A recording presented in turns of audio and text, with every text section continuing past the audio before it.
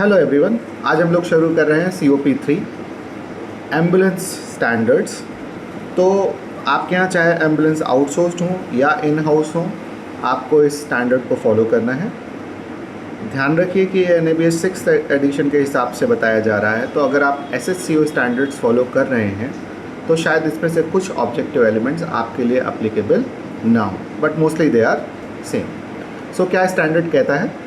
Ambulance services ensure safe patient transportation with appropriate care. So each word has its meaning, जिसे हम आगे standard में समझेंगे। सो पहला ऑब्जेक्टिव एलिमेंट जो ए है वो कमिटमेंट है, जो कहता है the organisation has access to ambulance services commensurate with the scope of services provided by it. तो उनका कहना है कि पहली चीज़, एम्बुलेंस के लिए प्रॉपर एक्सेस होना चाहिए। दूसरा, स्कोप ऑफ सर्विस से मैचिंग सर्विसेज होनी चाहिए। तो अगर आप एक बेसिक सेकेंडरी केयर ऑर्गेनाइजेशन है तो शायद आपके पास सिर्फ BLS एम्बुलेंस हो, या पेशेंट जो डिस्चार्ज हो गया घर पहुंचाने के लिए स्टेबल हो, उसके पास बेसिक ट्रांसपोर्ट एम्बुलेंस आपके पास हो। आपके पास अगर आप क्रिटिकल पेशेंट हैंडल कर रहे हैं तो आपके पास क्रिटिकल केयर एम्बुलेंस हो, और अगर कार्डियक पेशेंट हैंडल कर रहे हैं जहाँ पे कार्डियोपल्मोनरी रेसिस्टेशन की आवश्यकता या एडवांस कार्डियक लाइफ सपोर्ट की आवश्यकता पड़े, उसे ACLS एम्बुलेंस हम कहते हैं, वो हो। ये अप्लीकेबल है चाहे आपकी एम्बुलेंस आउटसोर्स्ड हो या इन हाउस हो। अब यहाँ पे वो NABH ने एक रेफरेंस दिया है which is national ambulance code AIS 125। उसने इन 4 कैटेगरी ऑफ एम्बुलेंस को आइडेंटिफाई किया है। इसके बारे में ज़्यादा डिटेल जानने के लिए आप मेरे ब्लॉग को qualify.com में चेक कर सकते हैं। वहाँ पे आपको इसके बारे में ज़्यादा डिटेल्स मिल जाएंगी। There is an article, small article. Commitment B कहता है there are adequate access and space for ambulances. तो एक तो मार्क्ड एम्बुलेंस पार्किंग हो, दूसरी चीज़ स्पेस जो है वो एक्सेसिबल हो पेशेंट के लिए और इमरजेंसी डिपार्टमेंट के पास हो। अगर आपका हॉस्पिटल बहुत बड़ा है और वो किसी कैंपस के अंदर है तो प्रॉपर साइनेज और डायरेक्शन मेंशन्ड हो उस एरिया में कि एम्बुलेंस को कहाँ पार्क होना है, कहाँ पे पेशेंट को ड्रॉप करना है इमरजेंसी पोर्च पे। और अगर आपके पास कई सारे एम्बुलेंसेज हैं तो there must be a parking way preferably. जब NABH कहता है प्रेफरेबली मतलब चाहिए ही चाहिए। सो आप देख सकते हैं इस स्लाइड में मैंने एक लगा रखा है कि इस तरह का कोई साइनेज होना चाहिए जहाँ पे मार्क्ड हो ambulance only. Yellow paint is preferred on the road because it is visible. तो but it is again your choice, आप वाइट पेंट भी यूज़ कर सकते हैं।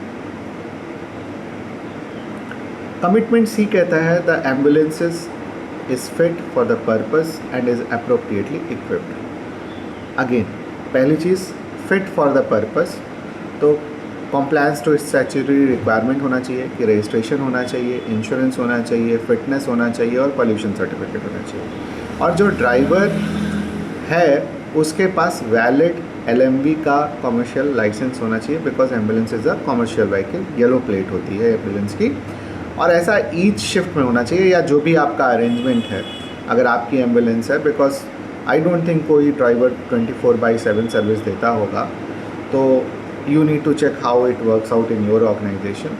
फिर अप्रोप्रिएट इक्विपमेंट होने चाहिए, मतलब according to scope, monitoring devices, registration devices. अब वो आपकी एम्बुलेंस पर डिपेंड करेगा कि BLS है, ACLS है, बेसिक पेशेंट ट्रांसपोर्ट डिवाइस है या क्रिटिकल केयर एम्बुलेंस है। यहाँ पे जो मैंने लिखा हुआ है कि बेसिक एम्बुलेंस में भी BLS और BTS यानी बेसिक लाइफ सपोर्ट और बेसिक ट्रामा सपोर्ट एडल्ट और पीडियाट्रिक पेशेंट्स के लिए होना चाहिए। और एम्बुलेंस के नॉर्म जो गवर्नमेंट ऑफ इंडिया ने पब्लिश किए, नेशनल एम्बुलेंस स्टैंडर्ड AIS 125, उसे कंप्लाई करना चाहिए। अगला objective element commitment D says ambulance is operated by trained person. तो अभी जो हम ड्राइवर की बात कर रहे थे कि पहली चीज़ एक वैलिड ड्राइविंग लाइसेंस होना चाहिए। दूसरा, जो भी टेक्नीशियन, नर्स या डॉक्टर जा रहा है वो अप्रोप्रिएटली क्वालिफाइड, मतलब डॉक्टर है तो MBBS, नर्स है तो GNM या BSc नर्सिंग, और टेक्नीशियन है तो इमरजेंसी ट्रॉमा टेक्नीशियन। और उसके पास लाइसेंस होना चाहिए उस पर्टिकुलर फील्ड में। मतलब अगर डॉक्टर है तो उत्तर प्रदेश या मतलब जो भी स्टेट मेडिकल काउंसिल है, या नर्स है तो स्टेट नर्सिंग काउंसिल से या स्टेट मेडिकल फैकल्टी से रजिस्टर्ड होनी चाहिए, और उनके पास एप्रोप्रिएट ट्रेनिंग होनी चाहिए पेशेंट को हैंडल करने की, और साथ ही साथ उनके पास बेसिक लाइफ सपोर्ट और बेसिक सीपीआर की ट्रेनिंग होनी चाहिए। अब यहाँ पे क्वेश्चन आता है, अभी तक तो हम हमेशा बात करते थे बीएलएस, अब यहाँ पे ये क्यों आ गया कि बीएलएस और बेसिक सीपीआर? तो ये एनएबीएस 6th एडिशन में एनएबीएस ने स्पेशली मेंशन किया है। बीएलएस का मतलब ये है कि ज़रूरी नहीं है पेशेंट कार्डियक अरेस्ट में हो, वो रेस्पिरेटरी डिस्ट्रेस में हो सकता है, वो शायद फर्स्ट एड की नीड पे हो सकता है, उसका बेसिक एक्सीडेंट हुआ हो सकता है, और आप उसे बेसिक लाइफ सपोर्ट प्रोवाइड करें।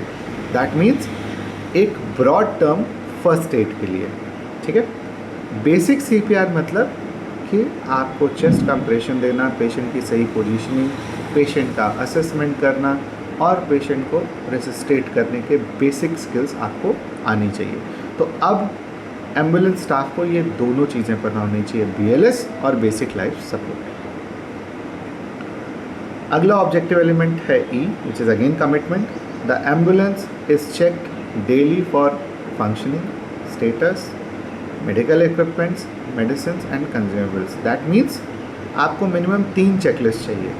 पहली चाहिए एम्बुलेंस फिटनेस की, दूसरी चाहिए मेडिकल इक्विपमेंट्स की, और तीसरी चाहिए मेडिसिन एंड कंज्यूमेबल्स की। सो जो फर्दर डिटेल्स एनएबीएच ने मेंशन करी कि एम्बुलेंस फिटनेस क्या होगी, आपके टायर पे अप्रोप्रिएट प्रेशर है कि नहीं, कहीं ऐसा तो नहीं कि जब कॉल आई तब आप पेट्रोल या डीजल भरवाने जा रहे हैं, लाइट्स काम कर रही हैं कि नहीं, हॉर्न काम कर रहा है कि नहीं, आपका एम्बुलेंस का हूटर यानी बीकन काम कर रहा है कि नहीं, वो सारी चेक करने के लिए डेली चेकलिस्ट एक होनी चाहिए। फिर मेडिकल इक्विपमेंट चेकलिस्ट होनी चाहिए, यानी कि आपके ऑक्सीजन सिलेंडर अगर है तो उसमें प्रेशर है कि नहीं, पल्स ऑक्सीमीटर काम कर रहा है कि नहीं, आपका अगर कोई मॉनिटर लगा है, वेंटिलेटर लगा है, डिफिब है तो वो काम कर रहे हैं कि नहीं।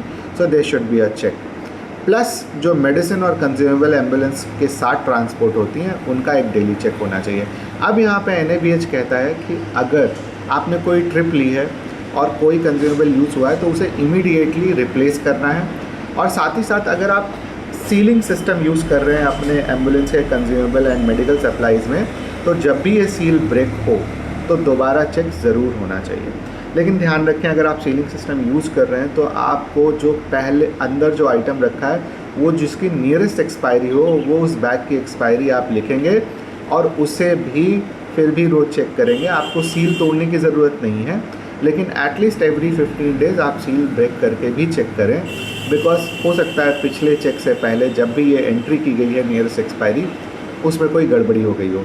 इन दवाओं को ऐसे रखें, कई बार इंजेक्शन होते हैं एम्प्यूल्स में, तो ऐसे रखें कि वो आपस में लड़े नहीं, टूटे नहीं, high risk drug properly secured हों, अलग से मार्क्ड हों, लुक अलाइक और साउंड अलाइक अगर रखे हुए हैं तो अलग अलग रखे हों और कलर कोडेड हों। I hope it is clear.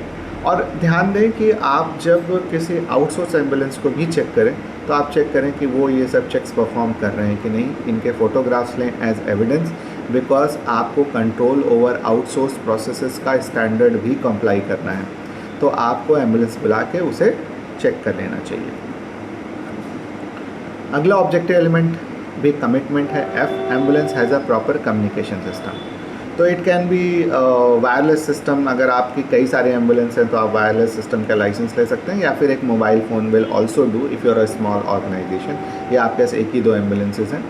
यहाँ पे एनएबीएच ने एक चीज़ बड़ी क्लियर बताई है कि एक रिटन गाइडेंस होना चाहिए कि पेशेंट की कॉल कैसे रिसीव होती है, कहाँ रिसीव होती है, कौन रिस्पॉन्ड करेगा, और उसके बाद ambulance within defined time frame organisation से निकल जाती है। ये टाइम फ्रेम तभी डिफ़ाइन हो सकता है जब आप पहले से इसको डिफ़ाइन करें और इसे मॉनिटर करें, तो एक्चुअली ये आपका एक क्वालिटी इंडिकेटर बन जाता है। तो आपको ये ध्यान रखना है कि आपको इसे मॉनिटर करना है। तो ये एक इमरजेंसी डिपार्टमेंट का क्वालिटी इंडिकेटर या परफॉर्मेंस इंडिकेटर हो गया। अगला है achievement. So this is the first one in achievement. अभी तक जितने थे वो कमिटमेंट थे, यानी कि अगर आपका पहला ऑडिट हो रहा है, आपने पहली बार एनएबीएच के लिए अप्लाई किया तो वो सारे अप्लीकेबल थे। अब आया अचीवमेंट जो आपको सर्विलेंस ऑडिट में बेसिकली यूज़फुल होगा। तो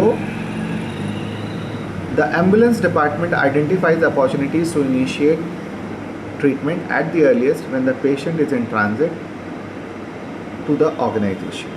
नाउ देखिए, जब एक कॉल आती है और आपको पेशेंट बताता है कि जी हमें एम्बुलेंस सेवा की आवश्यकता है, तो आपको उनसे जितनी पॉसिबल हिस्ट्री है वो ले लेनी है। इससे आपको डिसाइड करने में आसानी होगी कि कितना स्टाफ भेजना है, किस तरह के इक्विपमेंट भेजने हैं और कैसे भेजना है। कैसे मतलब क्या क्या और इंस्ट्रूमेंट मेडिसिन की आपको आवश्यकता पड़ सकती है। ठीक है, तो आप जितनी इन्फॉर्मेशन फ़ोन पे ले सकते हैं ले लें। फिर उसके बाद जब आप वहाँ पहुँचें, देखिए मैं आपको ये बात इसलिए बता रहा हूँ बिकॉज मेरा पर्सनल एक्सपीरियंस है कि एम्बुलेंस के साथ सिर्फ एक ड्राइवर आया और एक टेक्नीशियन आया, दोनों बहुत पतले दुबले थे, और जिस पेशेंट के लिए मैंने कॉल किया था उसका वेट 150 kg था। तो उस पेशेंट की हाई बोन टूटी हुई थी, उसको सिर्फ लिफ्ट करके एम्बुलेंस में रखना अपने आप में एक्सरसाइज थी। हमें रोड पे क्रॉस करते हुए लोगों की मदद लेनी पड़ी, विच वॉज क्वाइट प्रॉब्लमेटिक, क्योंकि वज़न एक इशू है। तो आपको ये देखना पड़ता है प्रैक्टिकलिटी पर्पज़ के लिए। तो पहली चीज़ तो हो गई कि आपने वो इन्फॉर्मेशन ले ली। अब पेशेंट जब ट्रांसपोर्ट पे है तो इट इज़ एक्सपेक्टेड कि जो भी एक कंपनी कर रहा है पेशेंट को, हॉस्पिटल स्टाफ, चाहे वो इमरजेंसी ट्रॉमा टेक्नीशियन हो या नर्स हो या डॉक्टर हो, वो इमरजेंसी को इन्फॉर्म करे कि उसे किस तरह की सपोर्ट की आवश्यकता पड़ेगी इमरजेंसी डिपार्टमेंट में और क्या क्या रेडी रखना है। अगर किसी चीज़ की कन्फ्यूजन है तो ड्यूटी डॉक्टर से कन्फ्यूजन वो क्लियर कर ले, नर्स कि किस तरह का इंटरवेंशन इमीडिएटली देना है। ज़रूरत पड़ने पर वीडियो कॉल करके दिखा दे पेशेंट की इंजरीज़, जिससे कि अगर कोई चीज़ कन्फ्यूजन में हो रही है, कोई प्रॉब्लम समझ में आ रही है, तो ड्यूटी डॉक्टर उस नर्स या ट्रॉमा टेक्नीशियन की हेल्प कर पाए। ये सारी चीज़ें हेल्प करती हैं जब आपकी ये एम्बुलेंस है। अगर कहीं और की एम्बुलेंस पेशेंट को शिफ्ट कर रही है और आपको प्रायर इंटीमेशन है, तो फिर ड्यूटी डॉक्टर को अटेम्प्ट्स करने चाहिए कि वो पहले से इंफॉर्मेशन एम्बुलेंस से ले ले, जिससे वो अप्रोप्रिएटली इक्विप्ड हो जब पेशेंट पहुँचे हॉस्पिटल में। Thank you, it was a very small presentation. फिर भी अगर कोई डाउट रह गया हो तो आप ज़रूर पूछ लें। अगर कोई सजेशन हो please mention, it's a learning activity for all of us. Thanks a lot.